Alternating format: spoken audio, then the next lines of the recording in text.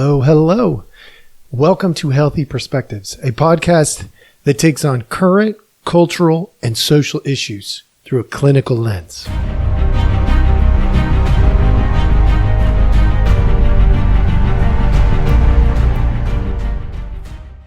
Hello, everybody. Welcome back. Thank you so much for joining us. As always, we appreciate your time.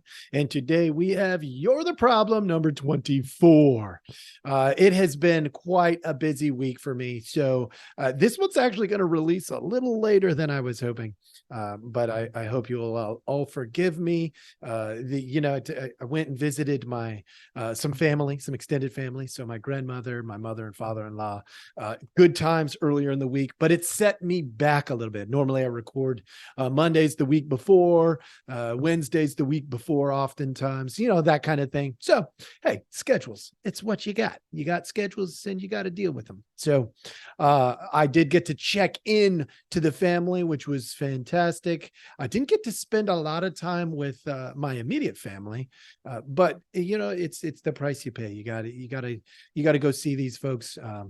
They're important people. I still haven't gotten down to my brother or out to my uncle's place, but you can only do so much. So here we go. Today, You're the Problem, number 24. Good news. 2 left today, next week. Then we wrap up the series on You're the Problem. I move on to other things. If you really like this series, if you think this is a helpful series, please let me know. There's a chance maybe down the road I'll bring it back. But as of right now, we are going to jump into this. We've got to empathize. I am going to say some names here. Mitch McConnell, Joe Biden, John Fetterman, Dianne Feinstein. What do they have in common? Look, I'm going to show you some video clips today, and I am going to, number one, empathize, because this isn't about hatred and divisiveness. This is about understanding, empathy, care. It's about healthy perspective. And so we're going to show these videos. We're going to empathize, but I'm going to say some things in here that some of y'all are not going to want to hear. So stick with me. Let's see if it's true. Let's see if you don't want to hear this stuff. I know some of you do not want to hear this, but I'm going to give it to you because when I provide a clinical perspective, that doesn't mean I know everything. I don't know everything, but I got to give you the view as I see it. Because if I don't speak my truth as I see it, then how in the world are you going to ever learn to trust anything that I tell you? So I'm going to speak the truth as I see it in these situations. I'm going to start off with showing you a clip from Mitch McConnell. Now, some of you have probably seen this, okay? Some of you have probably seen this. And great. I'm glad you have, because this is stuff we need to be aware of. All right. Mitch McConnell is standing at a podium and he's getting ready to answer some questions. Some of you know exactly where this is going. What? Running for re-election in 2026.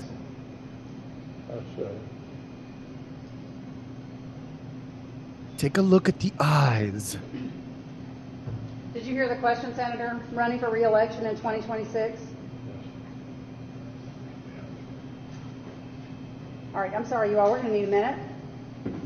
Senator. Penny.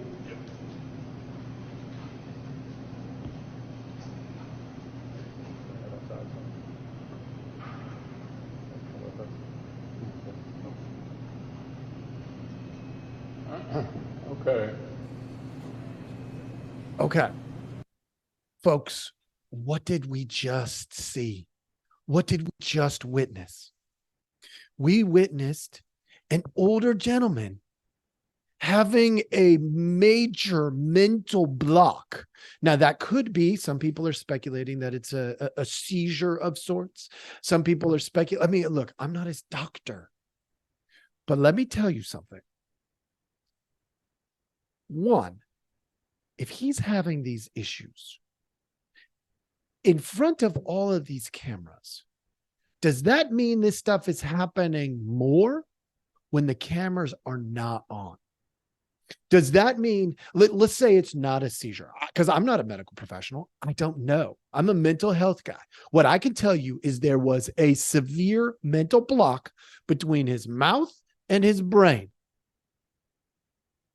And if you can't see that that's a problem when a leader in the United States of America who is representing millions of people cannot get from their brain to their mouth, that is a problem. Now, here's another question for you. Where is this guy's family? Who was there saying, Mitch, you run a good race. Maybe it's time to come home, spend some time with us. You know, maybe we got a year, maybe we got 10, maybe we got 20, but you don't need the money. Make room for a great next generation leader. That's not a bad idea. Where's his family? Where? Look, athletes do this routinely, folks. They stay around beyond their good. They become a detriment.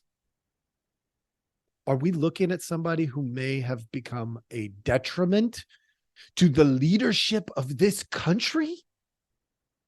If you can't see that, you might be part of the problem. Now, I know people are going to be like, oh, what about term limits? What about age restrictions? Look, I had this conversation with somebody close to me not too long ago, just in the last week, actually. Term limits, I have not yet, not once, met somebody who's not a politician who says term limits are a bad idea. Not once. Not once have I met somebody who says term limits are a bad idea, except politicians. Politicians, for whatever reason, don't want term limits. Okay. The other thing that I've heard that I'm going to share with you real quick is the age restriction. Not a fan. Not at all. If you know, some people will stay clear as can be between their mind and their mouth. I would hate to lose that wisdom. That wisdom.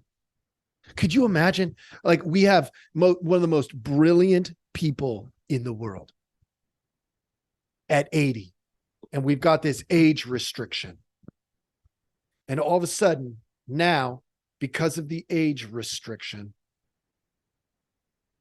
they can't impart that wisdom in a way that is going to be most helpful. I don't like it. Do I think we need to watch these cognitive declines that are going on? Do I think we need to do something so that our leaders can step away in a healthy way as they're beginning their decline, or preferably maybe even right before they begin their decline? It's like a good athlete walking away from the game right before, not necessarily a long time before, but right before their physical decline. You can feel it coming, folks. If this man's Mitch McConnell's family is paying attention, they know. They already know. They may be in denial, but I'm telling you, you got to be more loving than that. You got to rein him in, bring him back. All right, we're going to move on to the second slide. This particular one is going to be Joe Biden. All right, you're going to have to listen close. All right, for those of you who are watching, you're going to get to see it too. But it's some of his gaffes, as they call it, the gaffes.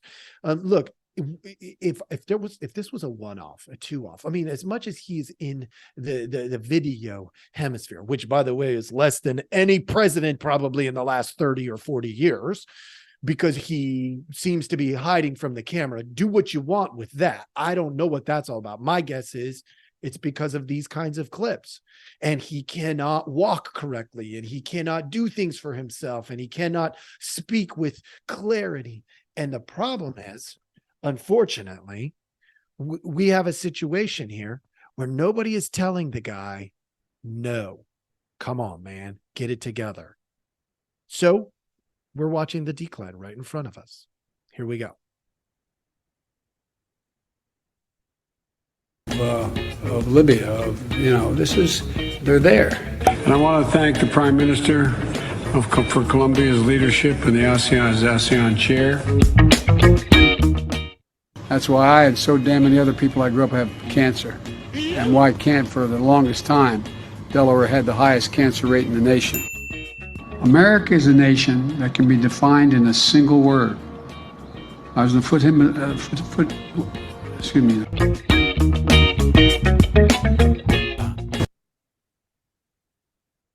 I'm showing you another clip. Of Libya, I'm going to show you another clip real quick. I want you to see this too. Let's go lick the world. We cheer for Muslim athletes like Kareem and Joan Shengang. I'm going to pronounce right. Names can be tough, folks. But let's go. I mean, look, this list goes on and on and on. More than half of the women in my administration are women. Come on, folks. This can't be.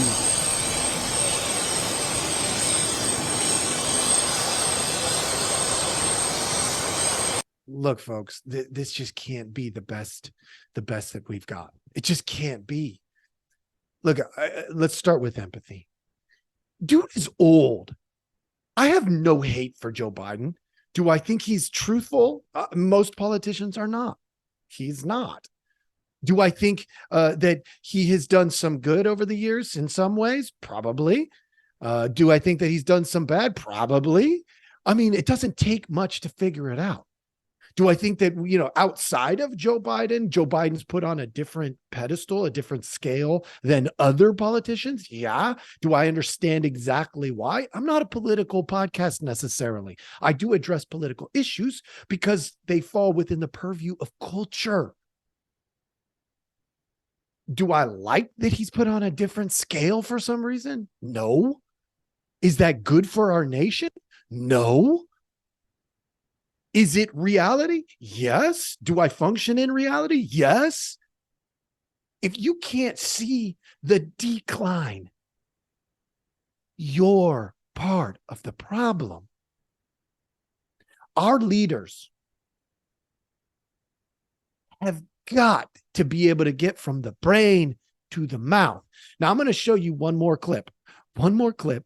And this is the most frightening of them all.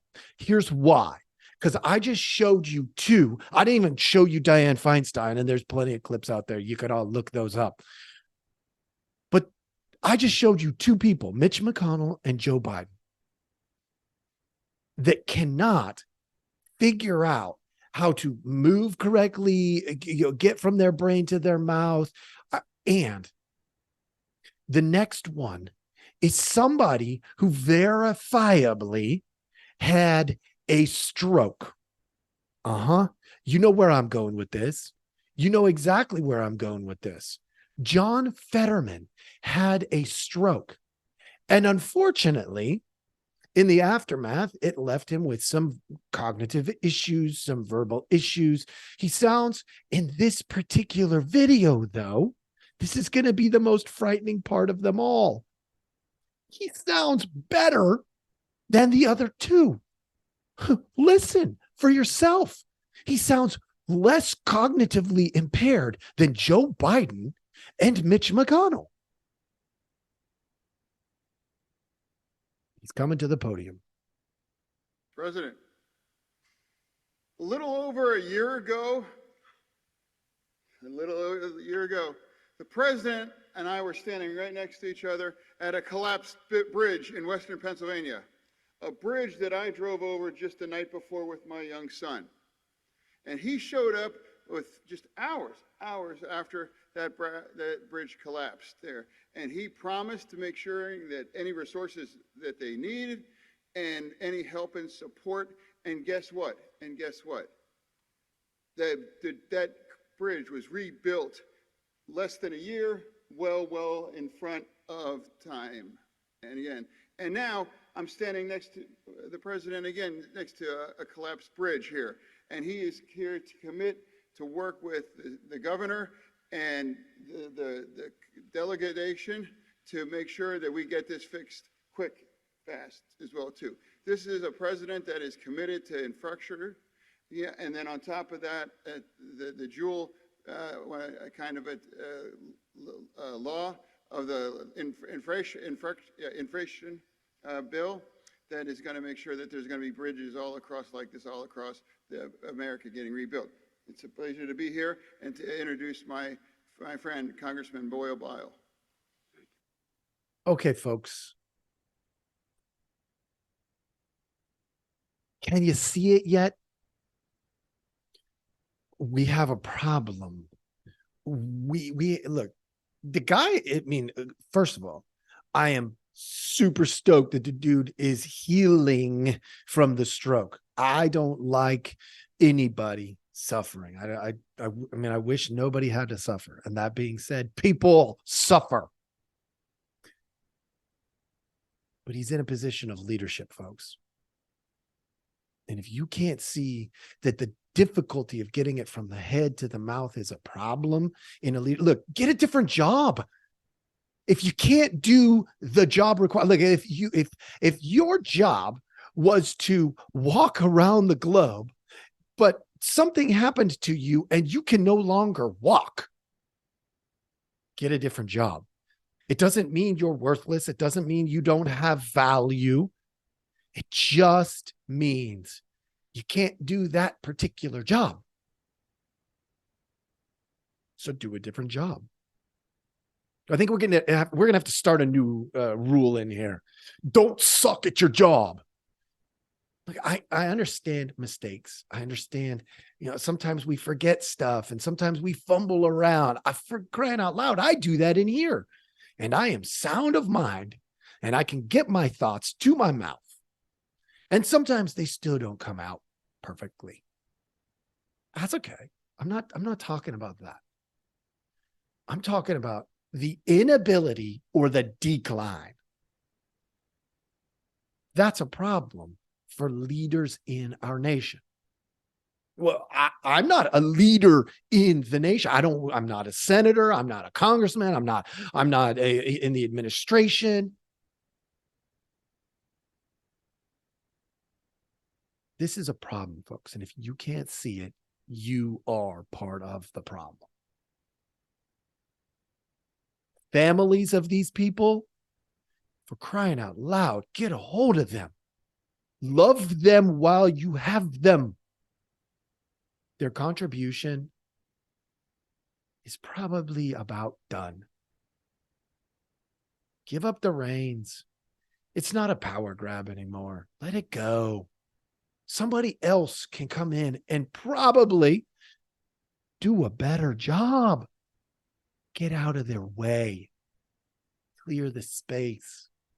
If you can't see that, you're part of the problem.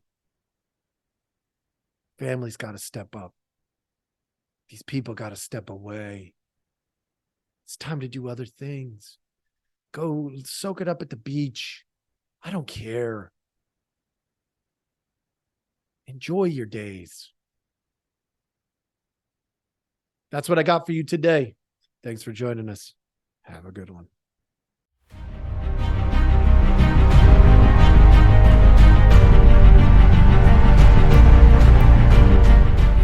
Hey, everybody. Thanks for listening. We appreciate our audience a lot, so we give you some simple ways to track us down. Please like, subscribe, and follow all the podcasts on different platforms, but you can also email us at healthyperspectives@protonmail.com, or you can check out our website at healthy healthy-perspectives.com/podcast. It's a backward slash. So if you want to go to our landing page, if you go to healthy-perspectives.com, you'll still find us. You just got to click on the podcast button. Thank you so much.